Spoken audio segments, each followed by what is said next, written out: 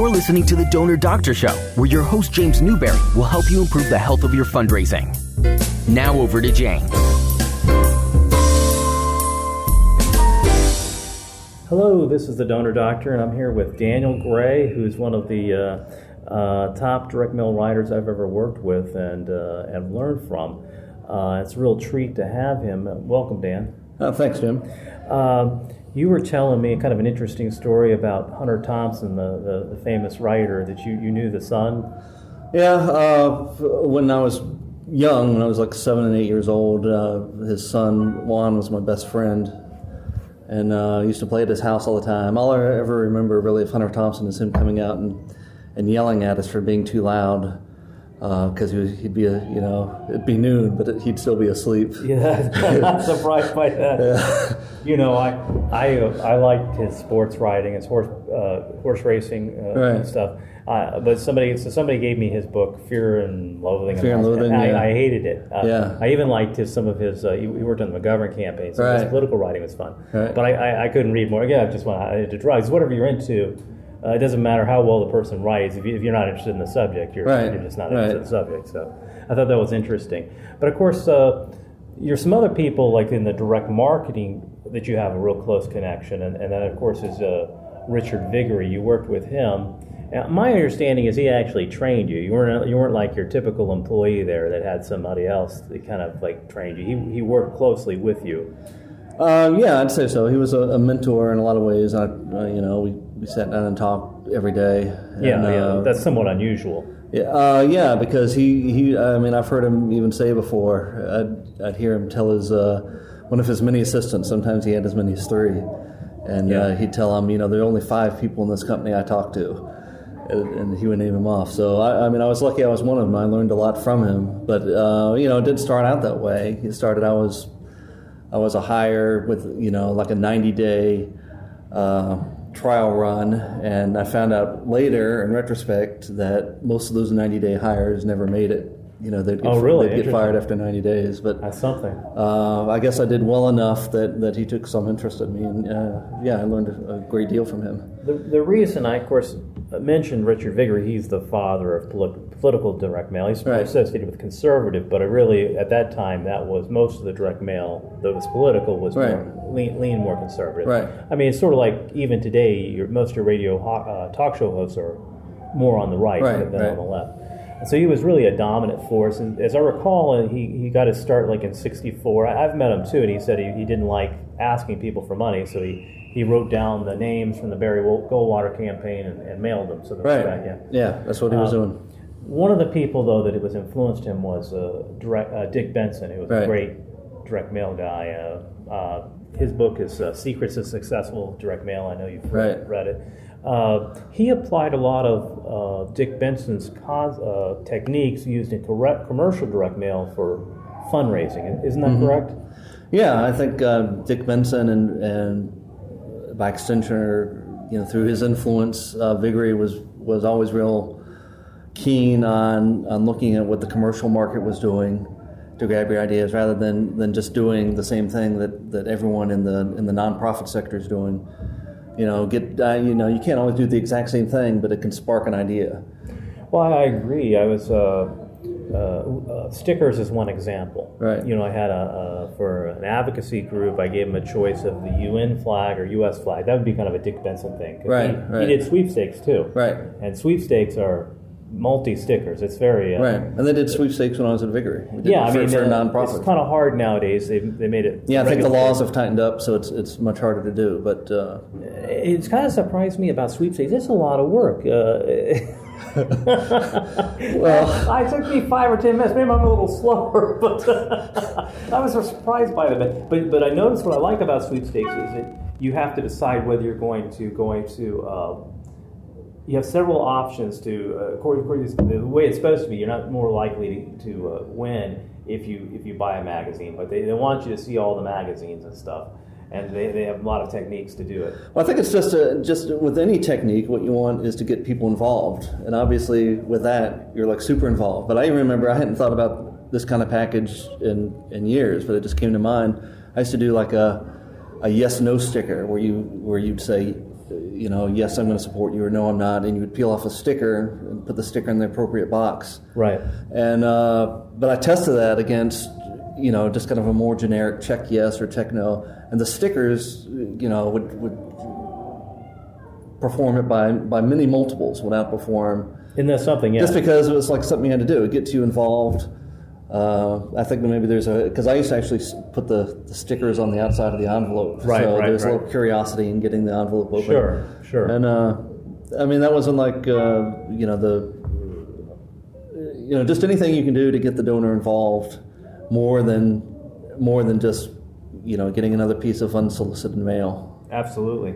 Now, one of the things I learned from you is doing a head-to-head test. I found those are useful because a lot of times you could be doing a mailing that works really well. So nobody knows that you're doing less than the ideal or less than what's possible. Right. And we did a head-to-head test, and you may not remember it, but I was of the belief that having a good devil was most important. And you would agree that having a good devil is an important thing. Right. But I remember it was against Hillary Clinton, if you recall. Right. And I had very lively copy. I used the guy's book.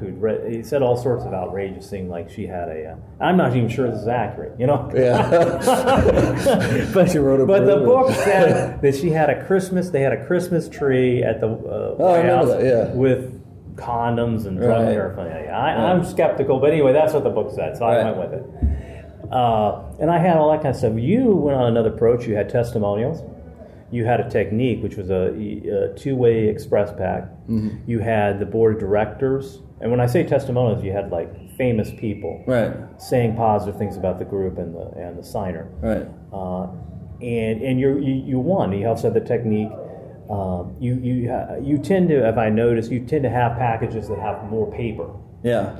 And you tend to have, you're not going to mail as many number 10s as other, like a standard. You tend to like the flats, the 9x12s or bigger envelopes with those techniques. And you're not necessarily, I wouldn't say your packages are pretty or handsome, you know what I'm saying there, but they're effective. And so it was interesting, you said, well, that was already baked into the cake. Yeah. And my package worked well too, but yours did better. And I wouldn't have known that because I just assumed certain things. And then I've always put the board of directors or the testimony. I changed my direction, and that's why head-to-head tests are so valuable. They are. You can always find, and if you have enough data, you can always go back in time and do all kind of regression analysis too. Yeah, absolutely. And unfortunately, a lot of direct marketers don't do that. But on that particular test, I thought it was good because a lot of marketers do what I call cuss letters, where they just say, this is a terrible thing. Look at how terrible this is. And that's what I think the approach you use. This is a terrible situation. And that's not the best. I don't think it's the best because you sit back and you say, all right, I agree it's a terrible situation. What are you going to do about it? And so it always comes back to me as the credibility. And in that particular package, I want to show this is someone who can do something about it. And that's why we went with the testimonials and the board of directors and everything was building credibility that this was. I think you're absolutely right. A friend of mine on Facebook put on one of these like scam emails. This one's supposed to come from Michelle Obama. Yeah. About you're going to get $60 million. I'm not making this up. Okay. And it had like 18 typos or grammatical mistakes that you wouldn't think that a lawyer would make. Right. Spelled check. CHEQUE, which you don't think an American would spell it that way. It had no reason for the donor. You know what I'm saying? It had no credibility, even even in the scam genre. It had little. So yeah, you're right. It's very important to have credibility. Maybe not as much as say if it's like the American Red Cross or something like that. There's certain groups that have the they have baked in credibility. Exactly. But if you're hearing from a group that you've never had contact with before, you haven't heard of. How do I know these people can do what they say? Well, here's how.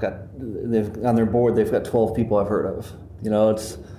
That's the kind of thing that they get you. And I've always said, sometimes to no avail.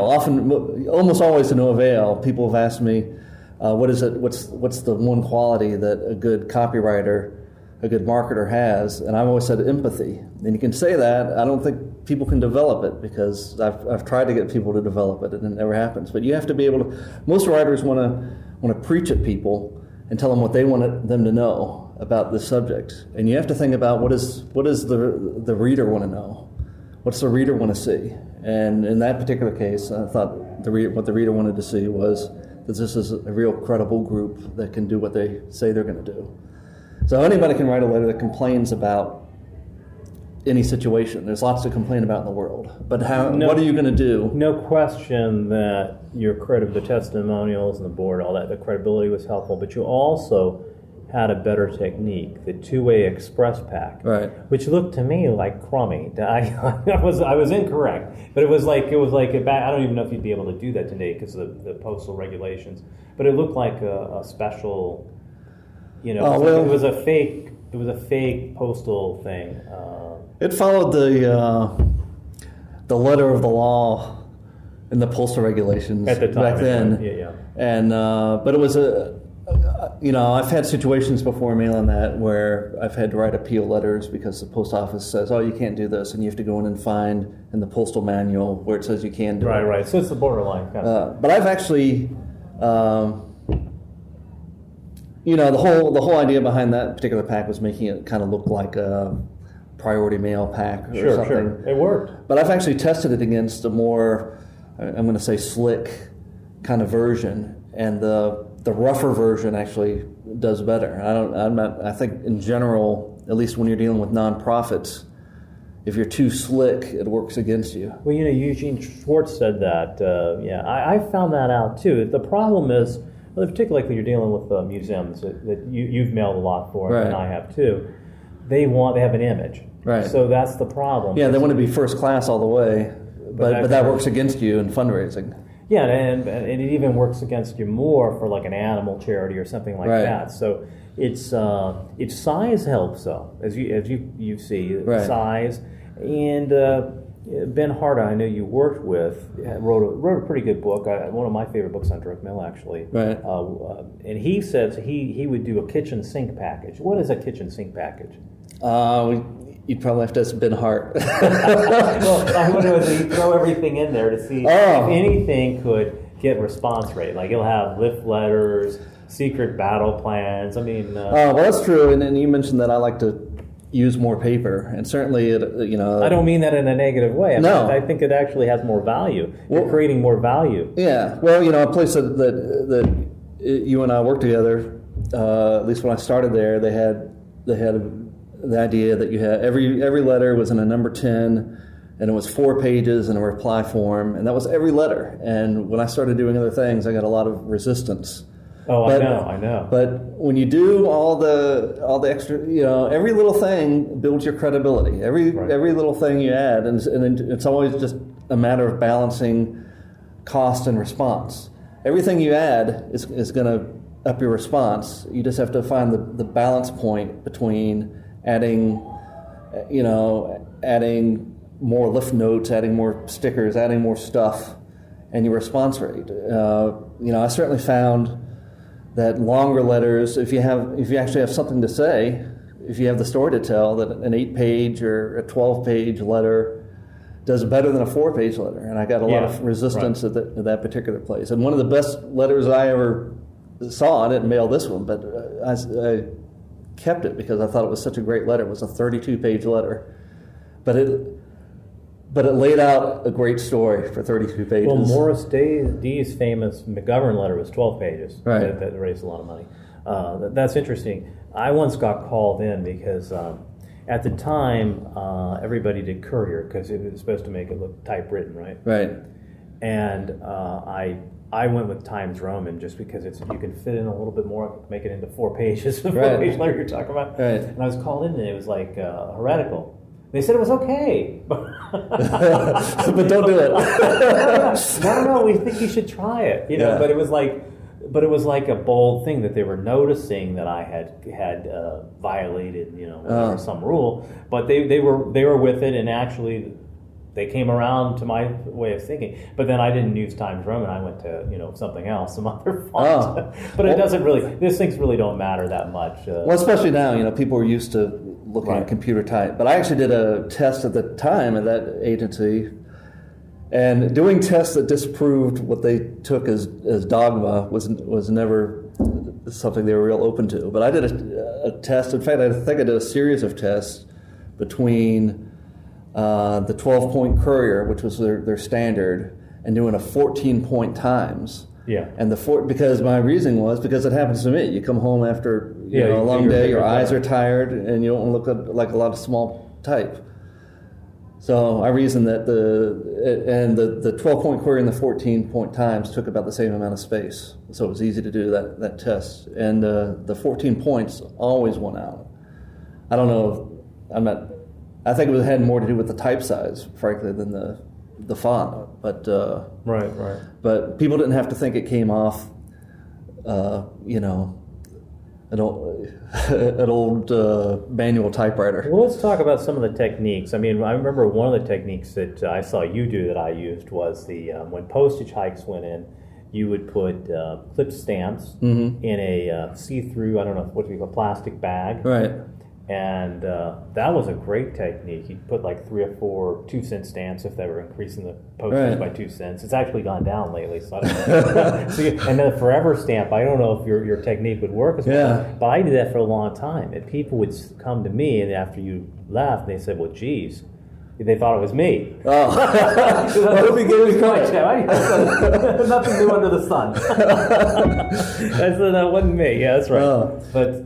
Well, that's just another case of having some empathy. I mean, the techniques are more than just gimmicks. You're thinking while you're standing in line buying your 2-cent stamps to fill up. It's a useful thing. Yeah, it's a useful thing. A lot of people would like getting a 2-cent stamp, and people are going to open it because you don't want to. It's like throwing away money if you don't get them out. Throwing away money, but it's also very important to stand out. And the see-through plastic. Right. If you're in a sea of number 10 envelopes, anything you do different is going to stand out. And certainly on the house side, you can pay more money. Right. So it's a great technique.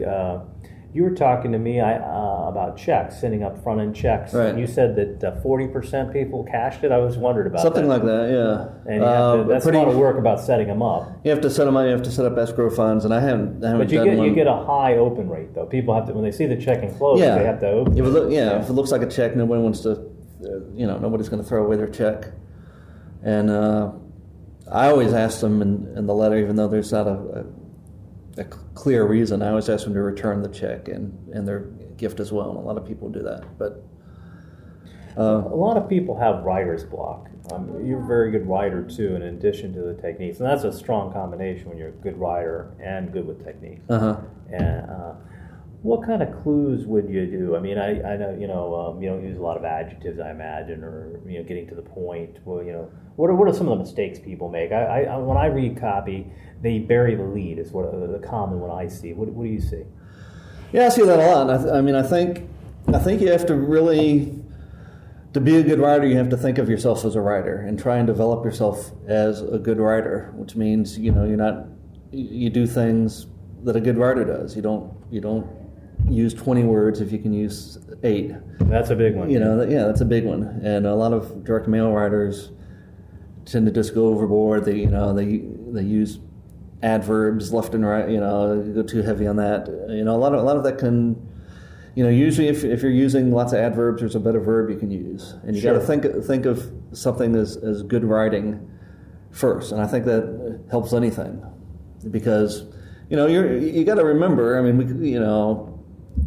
I've heard people kind of euphemistically call it opportunity mail. It's really junk mail. It's something that nobody asked for. You get a letter, so you have to get them to open it. But if it's something that interests you, it's not junk. I mean, there's certain mail that really interest you. Yeah, well, they're not gonna go through it if they've got zero interest, and you're trying to take care of that on your list. You're trying to find people on the list that are going to care about what you're interested in. Yeah. But you've got to write something that's going to keep people reading it. And I see a lot of mail sometimes. I mean, they're not even like coherent sentences. And so, I always think, well, that must be a new writer somewhere or something that somebody's trying out. But so this doesn't even make sense. And if you have to stop and read something 3 times to figure out what they're trying to say, that's not good. They're not going to do it. It's lost. Nobody's going to do it. I'll do it because I have like some kind of professional interest. But you got to give people value. Right. I notice a lot of these magalogs. I'm sure you're familiar with them. They're fascinating. They are. You read 30 pages. A lot of times they're doom and gloom because that sells, right? Right. You got to buy gold or whatever. Yeah, it is. a lot of, but it's fascinating stuff. Some of these, whatever it's on, and they don't make the ask right away for money. You know what I mean? They give you a lot of value, a lot of information. Right. First, something interesting. And then they make once you're interested, then they give you an opportunity to donate right. or get something. But they just tease you all along. It's like a tease every few So my paragraphs. point is they don't lead with the ask for money. Right, right. They're not that forward. They right. give you something first. Yeah, Kind of absolutely. like a magazine. Yeah. It was actually, I think it's the group out of Baltimore. Which one is that? Anyway, I forget them, but they're a famous group that does mail. Stansbury, I don't know if you're familiar with Stansbury, but anyway, it was right. I was reading like 30 pages, and it was a page turner. Right. I mean, it was as more interesting than magazines. Right. I'm not sure their financial advice is any good or not. I have no idea, but I found it compelling. Whoever that person that wrote it was very interesting. I hope they're wrong because it's a financial calamity they're predicting. But anyway, it was interesting. You know right. what I mean? And I think that's an important thing, is to be interesting. Right. Storytelling or whatever. You don't want to be like every other piece of mail they get, because some of these donors on these lists, they'll have 3-foot stacks of mail. And I know because long ago I used to have a job where I'd go and do face-to-face solicitations for with like high dollar donors. And how was that different than did your direct mail help you with that? Well, it's two different. Yeah, there's a lot of similarities in it. Yeah, I mean, what are the similarities? Because a lot of people have a hard time asking people. So I'm glad you brought that up. High dollar. Well, you definitely. That's the most. The major similarity is you have to have an ask. Yes. And a reason to give. You have to have a reason to give. I see that so often where you don't have a letter has no real reason to give. Yeah. It's kind of, will you support us? Right. We renew your support, but not why. Yeah. But anyway, what's different? What's hard about the personal ask, or what somebody do that somebody's shy maybe, or I didn't have a hard time with it, but I learned a sales technique. This was from the commercial world. Again, yes. But I read like a sales thing where they talked about what they called a 3-ask close, where you give 3 different asks when you're trying to close them, and you ask in different ways. And I applied that. You ask for the higher first. You ask for the higher, and then you ask for kind of your pie in the sky, the most you think they can give. And usually that flatters them, right? It doesn't turn. Yeah, and a lot of times they'll even say, I wish I could give that. Yeah, I wish I would be able. But then you come in with something lower, maybe half, and then you would just say, well, what do you think you can give? And at that point, at least in my experience, almost everybody will say, well, I can do this, and it's not going to be $25 because you've already pre-screened them. Right. They're not $25 donors. Right. Yeah. So it's going to be, a significant gift at least. Yeah. But the main similarities there is you have to ask. And a lot of direct mail, you see, they don't have like a strong ask, and you have to have a multiple ask. And in direct mail, you've got to ask more than once. Did you feel like when you were doing the high dollar solicitations, the talent was more to book get the meeting than it was when you were in there? I think a lot more effort went into it, but I actually had someone else who was scheduling the meetings, so I would just show up. That's nice. I would just show up. In fact, I had someone else who made all the travel arrangements, so they would just give me. Oh, that's good. They would just give me a schedule and some plane tickets, and I would go. Oh, I like that. Yeah. Now, did you have shown something like maybe you had a plan? Yeah, I had a little plan. Here's our plan. Here's what we want to do. It'd be like a 20-minute presentation, and then to make it possible, this is what we need from you. So, how many people on average? Did you ever get any of that pie in the sky? Yeah, a lot of times you would ask for something, and a lot of times when they were setting up these meetings, they would actually give me what they thought I should ask for, the first ask based on their research. But a lot of times I would walk in somewhere, and you see like a business owner, and you can see than you, yeah. business is booming. I mean, they've got like people frantically worrying, and I would like in my mind, I would like double it. I would say we're going to ask them for $100,000, and I would ask them for $250,000, and then by the third ask, we'd be down to $100,000. So that would work out. So yeah, that's important. Yeah, I see some people. I like always asking more for beginnings. I think that gets them off that. But I see a lot of people in direct mail ask for a smaller amount first. You probably are more of a higher dollar first, even in direct mail. Yeah, I think it gets the higher gift eventually. Yeah, and of course, if you're writing previous donors, you actually know what they're. You know what you're getting. Yeah, you know what you're getting. But even if you're writing a cold prospect, I'd ask for a higher amount of. I don't. It's hard to build, at least in my experience. I always thought it was hard to build a file with $5, $8 donors. Sure, absolutely, yeah. Now, what would you say is more difficult to do be a master at those personal solicitations or the direct mail, since you've done both? Well, I'd say it's more difficult direct mail because you have to know a lot to do effective direct mail, whereas you have to know some to do face-to-face things. Maybe you just need the personality. But you need a personality. The main thing you need there is you can't be embarrassed about asking for money.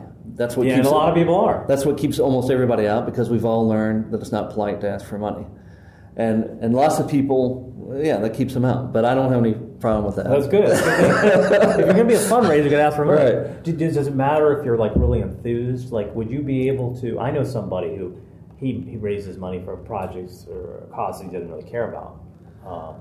Does it matter if you really like it? Is that help or? Well, I would never raise money for something I was against. I understand, but did you have you didn't necessarily have to have a passion for it. It would help, I would think. Yeah, I've never done a face-to-face solicitation on something I didn't really care about, but I've done direct mail on projects I was kind of neutral about. I see, yeah, sure. I wasn't, I thought they were good, but I wasn't passionate about it. That wasn't your client or anything. Yeah, that's interesting. But I've also turned down clients that I was opposed to, or who I thought were not doing good work, or who I even thought were, kind of borderline, unethical. Have you ever had like a client go bad? That's kind of a tough spot. You know what I mean? Because you think of somebody in a certain way, and they're really committed, and then after a while they become, they change for some reason. They kind of sell out or something. Has that ever happened? Well, I've had clients that were kind of assigned to me that I didn't really like, and typically I would do what I could to get them assigned elsewhere, or fire them from the agency. That's an excellent idea. Yeah. Okay, well, very good. Let me see here. Anything else?